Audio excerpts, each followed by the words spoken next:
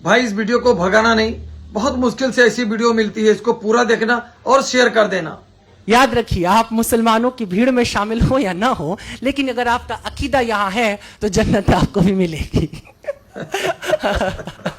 नहीं, वैसे तो कोई नहीं जानता है, मौलाना साहब भी नहीं बता सकते जन्नत किसे किसे मिलेगी, वो तय वही करेगा, वो जो रोजे महशर होगा। पैगंबर साहब की जिंदगी की 3 बातें बड़ी खूबसूरत हैं और बड़ी कीमती हैं, जिसे पूरी दुनिया, जिससे मुझे लगता है मुतासिर होती है। उसमें पहली मैंने कह दिया कि ईश्वर में अगाध निष्ठा, ईश्वर के अतिरिक्त कुछ भी नहीं है। ये पहली बात है जो उनके कैरेक्टर से हमने सीखी है और पूरी दुनिया को सीखना चाहिए, सीखती है।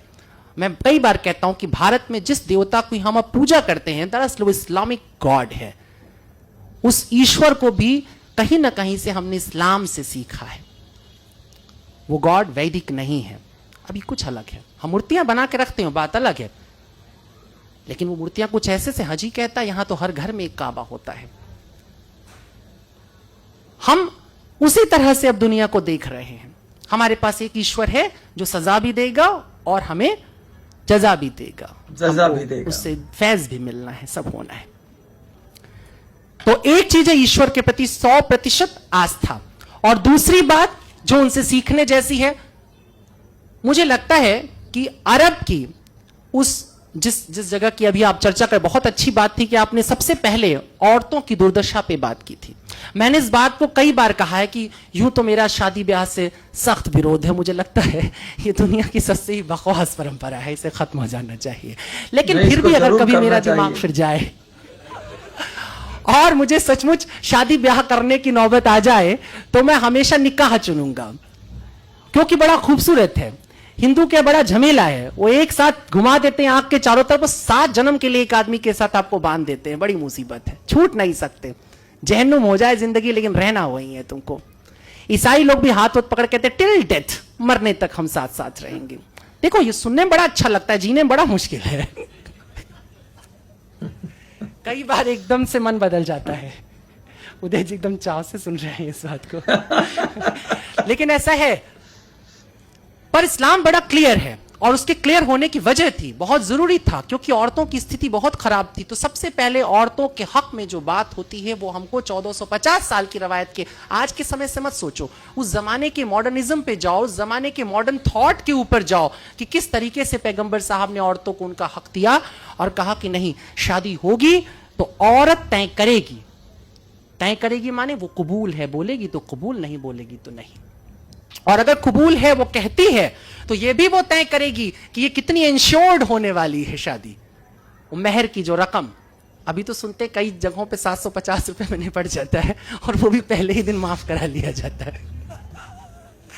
देखो ये सब चलता रहता है ना, इसीलिए हमें मजबूरी में बात करना पड़ रहा है। किरदार रसूल अल्लाह, उन्होंने चाहा कि औरत अपने हक को तय करे, वो कहे कि मेरे को इतना इंश्योर करो कि यदि कल तुम्हारा मन फिर जाएगा, कल तुम किसी और औरत पर तुम्हारी लालसा जाग जाएगी और तुम मुझे छोड़ करके जाओगे, तो कम से कम मेरे जीवन के लिए, मेरे सुकून के लिए इतनी व्यवस्था रहनी चाहिए। ये नियम आता है, और ये बहुत बड़ी बात थी। आज जिसकी हम बात करते हैं, शादी ब्याह में अब कोर्ट जैसे बातें करता है कि नहीं भाई औरत को उसका हिस्सेदारी दे दो, ये कर दो, वो कर, ये 1450 साल पहले सोचा जा रहा है। उस जगह जहां पे बेटी को पैदा होते ही जमीन में दफन कर दिया जा रहा है, जहां दामाद बनाना वो एक तरह से गाली की तरह हो जाता था, ये हालत जहां पर थी, जहां तमाम खूबसूरत लड़कियां लौंडियों की तरह रख ली जाती थी, उठा ली जाती थी एक जगह, और वहां पर यह नियम आता है। बर्नार्ड शॉ की आपने बात की, बर्नार्ड शॉ ने 2 लाइनें कही थी, एक लाइन आपने कहा था, मैं दूसरी लाइन के साथ बोलूं। उन्होंने कहा था कि इस्लाम दुनिया का सबसे खूबसूरत मजहब है और मुसलमान बदतरीन, सबसे बुरे लोग हैं। ये सुनने में कितना भी खराब लगे, लेकिन ये मजबूरी होती है।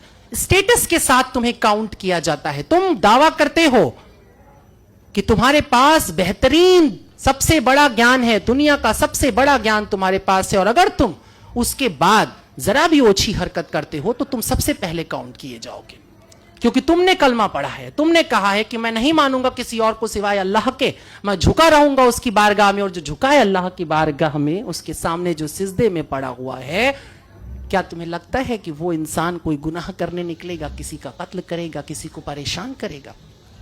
ऐसा नहीं हो सकता। मगर तेरा दिल तो है सनम आशना, तुझे क्या मिलेगा नमाज में?